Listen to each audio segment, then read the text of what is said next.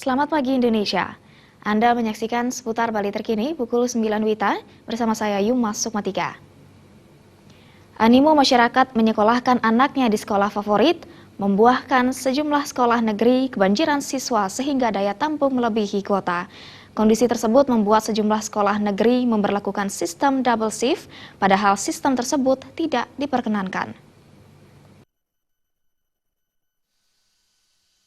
Ketua Dewan Pendidikan Tabanan Wayan Madra Swartana tidak memungkiri beberapa sekolah khususnya sekolah favorit dari berbagai jenjang pendidikan saat ini menerima siswa melebihi dari daya tampung. Akibatnya, sekolah terpaksa menerapkan sistem belajar double shift karena sarana belajar khususnya kelas kurang. Padahal sistem belajar double shift menurut Wayan Madra tidak diperkenankan saat ini. Penerapan sistem belajar double shift tentunya akan merugikan siswa karena kualitas mengajar sedikit tidaknya akan berkurang karena guru yang kelelahan. Terkait hal tersebut, Dewan Pendidikan Tabanan akan meminta penjelasan kepada Disdikbora Bali.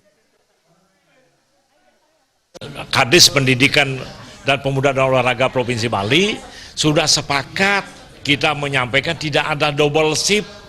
Nah ternyata ada double shift. Nah ini juga kita komitmen Kadisdek Provinsi juga kita ingin tahu juga kenapa ini bisa dibiarkan begitu walaupun ini masih otonomi daerah. Nah ke depan ini yang kita mau pertegas untuk Kadisdek Provinsi Bali agar jangan sekolah melaksanakan pelajaran double shift.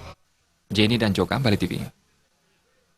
Nantikan kami dalam seputar Bali terkini 1 jam mendatang. Selamat pagi dan sampai jumpa. Salam Indonesia.